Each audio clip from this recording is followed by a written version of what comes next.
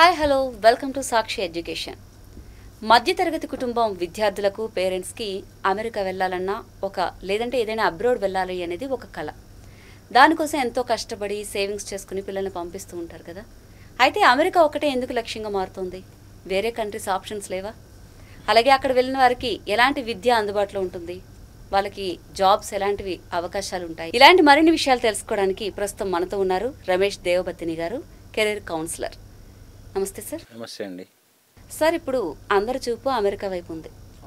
విద్యార్థులు అక్కడికి వెళ్ళాలి అంటే ముందుగా వేసుకోవాల్సిన మ్యాప్ ఏంటి, అది ఎంత స్ట్రాంగ్గా ఉండాలో చెప్తారు? అంటే particular it's depend on UG or PG అండి. సో యూజీ వాళ్ళ పీజీ వాళ్ళ అనేది డిపెండ్ అయి ఉంటుంది. సో బేసిక్గా ఎవ్రీ ఇయర్ 1,00,000+ స్టూడెంట్స్ వెళ్తూ ఉన్నారు. బట్ ఈ ఇయర్ 2025లో కొంచెం తగ్గింది ఆ strength because of new trade rules కావచ్చు, అక్కడ ఉన్న కండిషన్ సిచ్యువేషన్స్ వరకు కూడా అందరికి ఫస్ట్ వచ్చే తాట యుఎస్. ఎందుకంటే ఇంకా Obviously చాలా dollar చోట్ల కూడా dreams అండి ఆపర్చునిటీస్ మనకి. చాలా ఉన్నాయి. కెనడా, యూకే, జర్మనీ ఇలా చాలా ఆపర్చునిటీస్ ఉన్నాయి. ఇంకా చెప్పాలంటే వీటన్నిటితో కంపేర్ చేస్తే జర్మనీ ది బెస్ట్ అని కూడా చెప్తున్నారు. సో అక్కడికి ఇక్కడికి కంపారిజన్ కూడా చెప్తారా? బేసిక్గా ఫస్ట్ మీకు అందరికీ తెలియాల్సిన విషయం ఏంటి అంటే, ఫస్ట్ స్టూడెంట్ సెలెక్ట్ చేసుకునేది whether it is UG or PG English speaking countries select చేసుకుంటారు. సో ఇంగ్లీష్ స్పీకింగ్ కంట్రీస్ వచ్చి మనకి మేజర్గా ఎడ్యుకేషన్కి వెళ్ళే వాళ్ళు ఫస్ట్ యుఎస్ఏ, తర్వాత యూకే, కెనడా, ఆస్ట్రేలియా, న్యూజిలాండ్, దాని తర్వాత లాస్ట్ ఐర్లాండ్ ఉందండి. సో ఈ 5-6 కంట్రీస్లో ఏ కంట్రీలో కూడా సిచ్యువేషన్ బాగాలేదు. ఒక్కొక్క కంట్రీలో ఒక్కొక్క సిచ్యువేషన్ ఉంది, ఒక్కొక్క కంట్రీలో ఒక రూల్ ఉంది. సో ఇప్పుడు యూఎస్ఏ తీసుకుంటే మీకు అక్కడికి వెళ్ళిన తర్వాత మీరు అన్నట్టు పార్ట్ టైమ్స్ లేవంటారు. పార్ట్ టైమ్స్ ఉన్నాయండి, చేసేంత వరకు చేస్తే ఉంటాయి. 20 అవర్స్ చేస్తే పార్ట్ టైం దొరుకుతుంది. అండ్ ఇంటర్న్షిప్ లాగా చేస్తే ఇంటర్న్షిప్స్ దొరుకుతాయి. సో ప్రాపర్గా వాళ్ళ రూల్స్ని, వాళ్ళ ఇమిగ్రేషన్ రూల్స్ ఉంటాయండి, అవి ఫాలో అయ్యి చేస్తే కనుక ఖచ్చితంగా అన్నీ అక్కడిక్కడ 10% నెగిటివిటీ ఎక్కడైనా ఉంటుందండి. 90% they are okay, happy. So అంటే వెళ్ళాల్సిన దానికంటే ఎక్కువ మంది వెళ్ళినప్పుడు కొంచెం ఆ ప్రాబ్లం అవుతుంది అనమాట. అంటే బేసిక్గా ఒక బిఫోర్ కోవిడ్ చాలా తక్కువ మంది ఉన్నారు. ఇప్పుడు ఆఫ్టర్ కోవిడ్ లక్షల మంది వెళ్ళేసరికి అక్కడ ఎక్కువ మంది విజిబిలిటీ కనిపిస్తుంది. ఎక్కడ చూసినా ఇండియన్ స్టూడెంట్స్. సో రీసెంట్గా నేను ఒక ఎన్ఆర్ఐతో మాట్లాడినప్పుడు ఆయన చెప్పింది ఏంటంటే, వాళ్ళు ఒక 20 years బ్యాక్ వెళ్ళారు.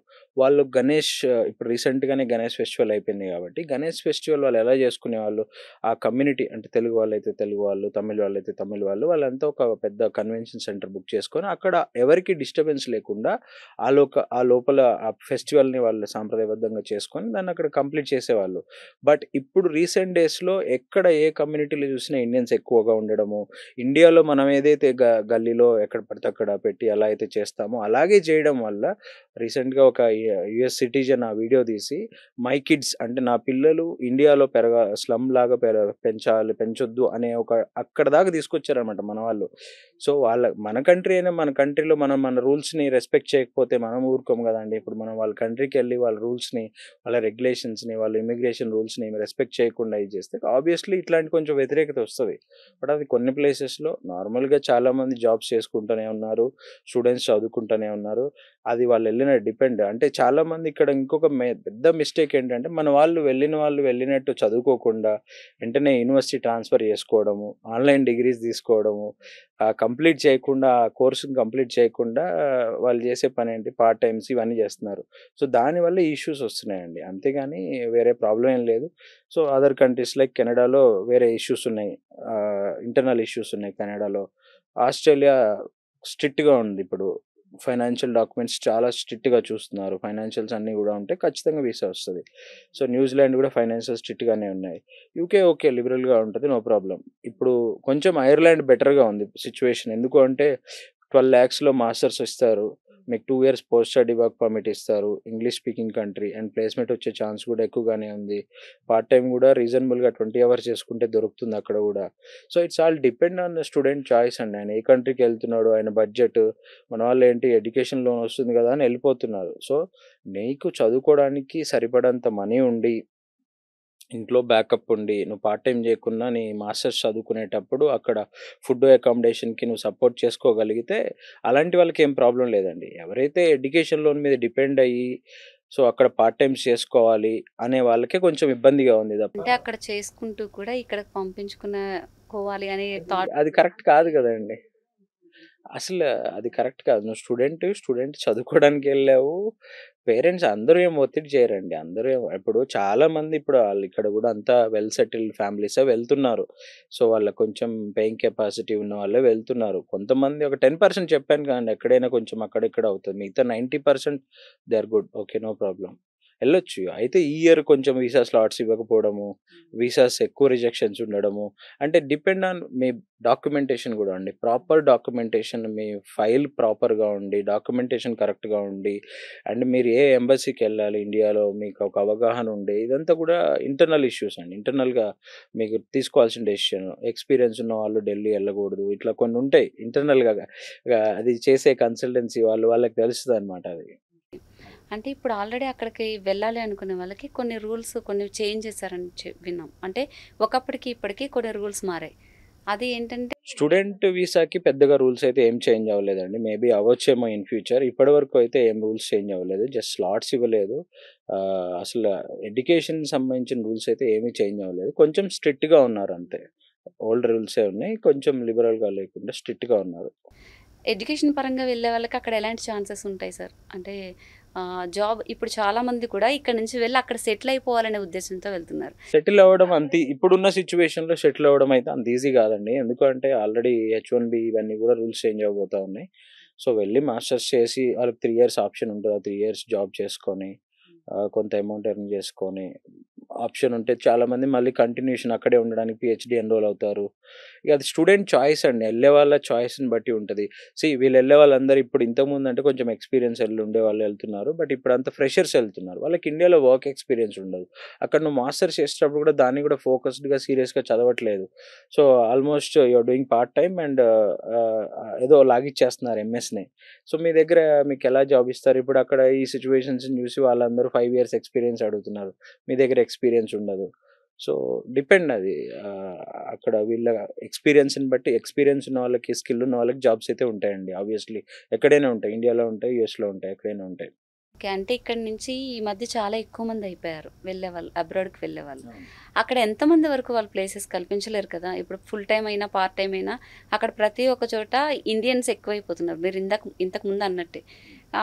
ఈ డబ్బులు లేక లగ్జరీలకు అలవాటు పడిపోయి అక్కడ ఉండడానికి లేక దొంగతనాలు చేయడం ఇలాంటివి కూడా చేస్తున్నారు కొంతమంది. అవి ఎక్కడో ఒక చోట 2, 3 వీడియోలొస్తాయండి. మన స్టూడెంట్స్ లక్షల మందున్నారు.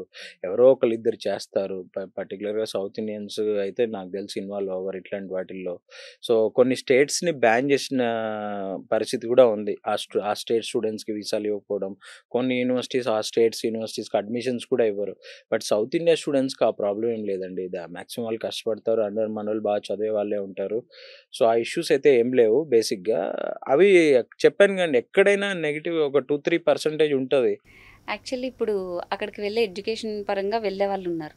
అలాంటి వాళ్ళకి కొంచెం బెటర్ ఐడియాస్ ఏముంటాయి? అంటే ఏది చేస్తే బెటర్? ఓన్లీ ఎంఎస్ ఒకటేనా ఛాన్స్? ఇంకేమైనా ఉన్నాయా? బేసిక్‌గా మాస్టర్స్ ఎండ్ కోర్స్ అండి. ఎవరు పీహెచ్‌డీ చేయాలనుకోరు. చాలా తక్కువ మంది చేస్తారు. సో, ఎళ్ళే కోర్సు ఆ స్పెషలైజేషన్ మంచి యూనివర్సిటీకెళ్ళి దాన్ని ఫోకస్డ్‌గా సీరియస్‌గా చదివి ఇంటర్న్‌షిప్ చేసి, ప్రాజెక్ట్ చేస్తే ప్లేస్‌మెంట్ వస్తుంది. ఇంకా ఆప్షన్ ఏముంటదండి? ఎండ్ గోల్ జాబే కదా!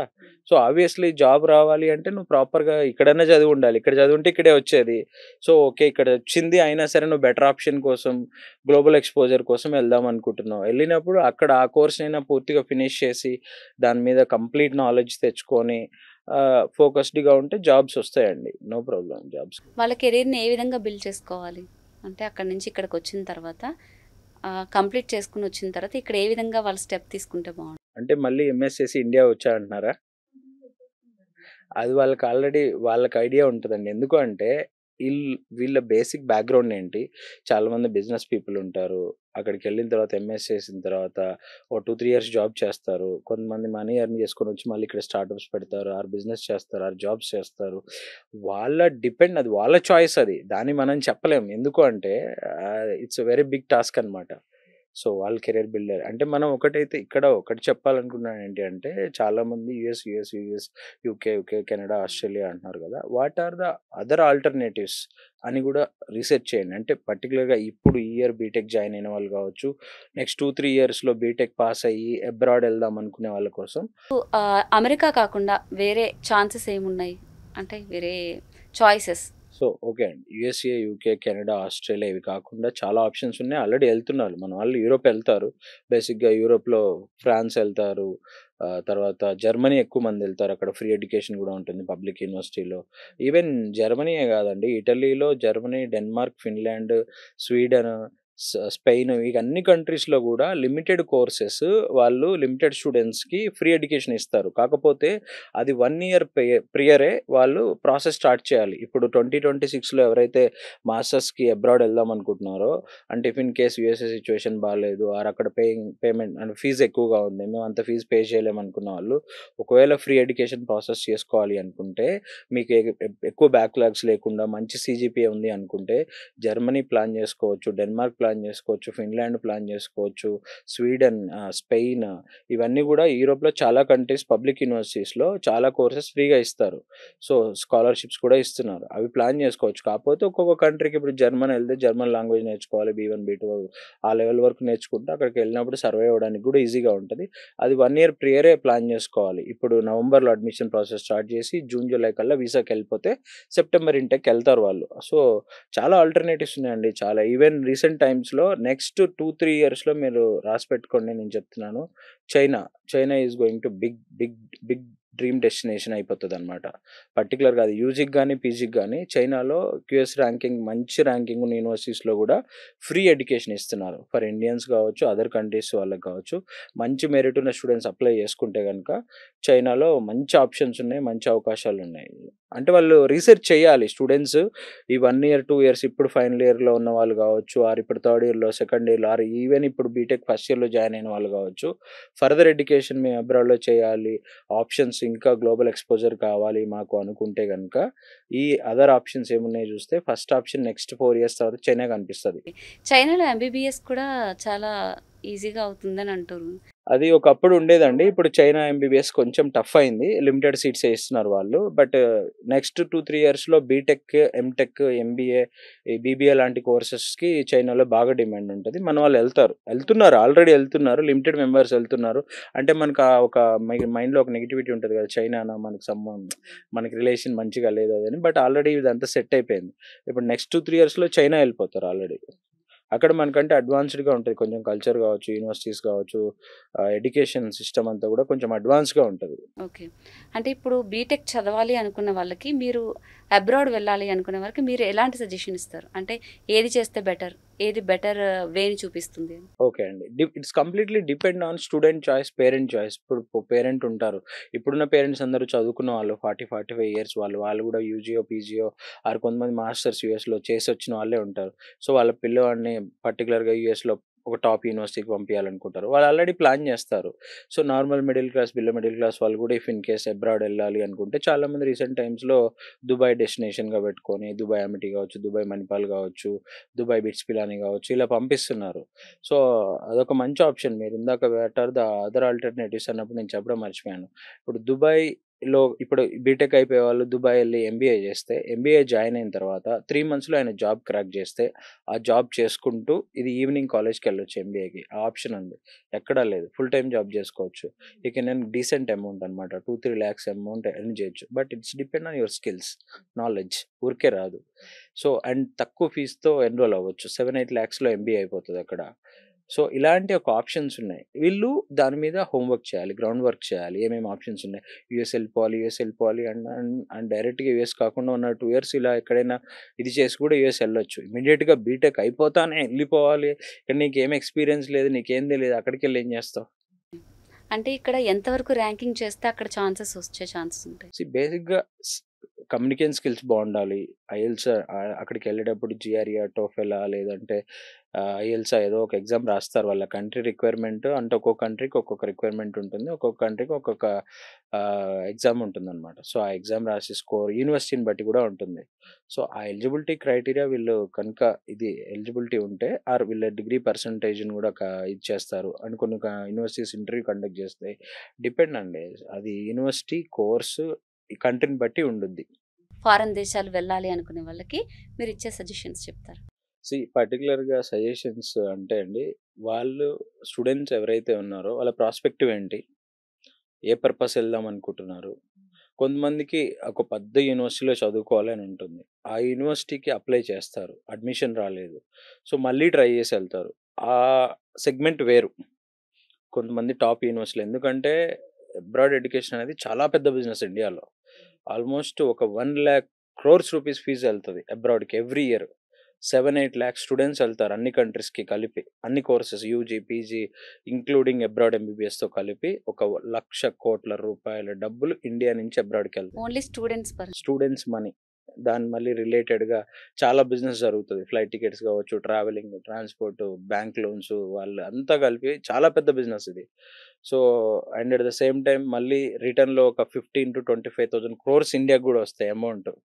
సో, కన్సల్టెన్సీ వ్యవస్థ ఇదంతా చాలా పెద్ద వ్యవస్థ. చాలా పెద్ద బిజినెస్. అండ్ దీంట్లో ఆల్మోస్ట్ ఒక 10,00,000 ప్లస్ 10,00,000 ప్లస్ కోటి మంది దాకా ఈ ఇండస్ట్రీ మీద డైరెక్ట్‌గా, ఇండైరెక్ట్‌గా ఇది వర్క్ చేస్తున్నారు. So, it's very big industry అండి. అబ్రాడ్ ఎవరైతే స్టూడెంట్ ఎళ్ళాలనుకుంటున్నారో వాళ్ళ గోల్ ఏంటి? నార్మల్‌గా అందరూ ఎళ్తున్నారు. మా ఫ్రెండ్ ఎళ్ళాడు. ఆడేదో స్నాప్ పెట్టాడు. వాడు బాగా ఎంజాయ్ చేస్తున్నాడని ఎళ్ళకుండా నీకు యూఎస్ ఎళ్ళాలి. ఏ యూనివర్సిటీ? ఆ యూనివర్సిటీ గురించి నీకేం తెలుసు? తెలుసుకొని ఏదో కన్సల్టెంట్ చెప్పాడనో, లేకపోతే మీ ఫ్రెండ్ చెప్పాడనో గాకుండా, దాని మీద కొంచెం గ్రౌండ్ వర్క్ చేసి, అక్కడ ఫీజ్ ఎంతుంది? నీ దగ్గర ఎంత అమౌంట్ ఉంది? నువ్వు ఎడ్యుకేషన్ లోన్ త్రూ ఎళ్తున్నావు. సో, దాన్ని నువ్వు పే చేయగలవా? మళ్ళీ పే చేయాలి అంటే నీకు ఇమ్మీడియేట్‌గా జాబ్ రావాలి. 1 ఇయర్ లోపల జాబ్ రావాలి. సో, ఏదో ఎడ్యుకేషన్ లోన్స్ కూడా ఇప్పుడు ఈజీగా మేళాలు పెట్టి ఇచ్చేస్తున్నారు. కార్ మేళా పెట్టినట్టు ఇంతకుముందు ఇప్పుడు ఎడ్యుకేషన్ లోన్ మేళా పెడుతున్నారు. సో, ప్రైవేట్ ఫైనాన్స్ కంపెనీస్ కూడా ఎంటర్ అయిపోయాయి వీటిల్లో. సో, కొంచెం జాగ్రత్తగా లోన్ వస్తుంది గదా! అని చెప్పేసి తీసుకొని ఎళ్ళకుండా, సో, లోన్ మీద ఎళ్ళేవాళ్ళు కొంచెం గ్యాప్ తీసుకుంటే బెటర్ ఇప్పుడున్న సిట్యుయేషన్‌లో. దాని బదులు ఏదైనా అబ్రాడ్ వేరే కంట్రీస్‌కి ఫ్రీ ఎడ్యుకేషన్ ఇచ్చే కంట్రీస్‌కి గానీ, ఇట్లా చైనా గానీ, యూరోప్ గానీ అప్లై చేసుకోవడం బెటరు. ఆబ్వియస్‌లీ కొంచెం మనీ ఉన్నవాళ్ళు, స్టేబుల్‌గా ఉన్నవాళ్ళు, వాళ్ళు యూఎస్, యూకే వాళ్ళనుకున్న కంట్రీస్, వాళ్ళనుకున్న యూనివర్సిటీస్‌కి వాళ్ళెళ్ళిపోయి వాళ్ళు చదువుకోవచ్చు. వాళ్ళకేం ప్రాబ్లమ్ లేదు. బట్ వాళ్ళు లిమిటెడ్ మెంబర్స్ ఉంటారండి. వాళ్ళు తక్కువ మందుంటారు. సో, ఎక్కువ మందెళ్ళేది మన వాళ్ళే. Normal middle class, above middle class వీళ్ళెళ్తారు గాబట్టి, కొంచెం తొందర పడకుండా కొంచెం గ్యాప్ తీసుకొని లేదు అంటే ఇక్కడ ఇంకేదైనా కోర్స్‌లో జాయిన్ అయినా సరే నో ప్రాబ్లమ్. ఏదైనా జాబ్ చేసుకున్నా నో ఇష్యూస్. బట్ ఇమ్మీడియేట్‌గా లోన్ తీసేసుకోవాలి, ఎళ్ళిపోవాలి, అక్కడ పార్ట్ టైమ్ చేసుకోవాలి, మనీ ఎర్న్ చేయాలి అనే ఆ ఇదుంటే మాత్రం కొంచెం స్లో డౌన్ అవ్వాలనే చెప్తానండి. బట్ బేసిక్‌గా depend on student choice and background. Education loans వాళ్ళు మాత్రం కొంచెం ఓపిక పట్టాలనైతే చెప్తా అండి. ఓకే. జాగ్రత్తగా ఆలోచించి జాగ్రత్తగా ఆలోచించుకొని ఒకటికి 2 సార్లు. ఎందుకంటే వన్స్ అబ్రాడ్ ఎళ్ళిన తర్వాత మీ సొంత అన్న గావచ్చు, తమ్ముడు గావచ్చు, ఒకటి 2 రోజులు టైమ్ ఇస్తారు. ఓసారి డిన్నర్ తీసుకెళ్తాడు, లంచ్ తీసుకెళ్తాడు. కానీ జాబ్ అయితే ఎవరు ఇప్పియలేరు. ఎందుకంటే వాళ్ళ జాబే వాళ్ళు కాపాడుకోవడం వాళ్ళకి ఇంపార్టెంట్‌గా ఉంటది. సో, అంత పెద్ద పొజిషన్‌లో ఉండేవాడు జాబ్ ఇచ్చి ఉండే పొజిషన్ వాళ్ళకి మనం చెప్పక్కర్లేదు. సో, నార్మల్‌గా ఎవరో మా బ్రదర్ ఉన్నాడు, కజిన్ ఉన్నాడు అని ఎళ్దాం అనుకునే వాళ్ళకి గూడా కొంచెం స్లో డౌన్ అనే చెప్తాను. థ్యాంక్ యూ రమేష్ గారు. Thank you. చాలా మంచి ఇన్ఫర్మేషన్ ఇచ్చారు.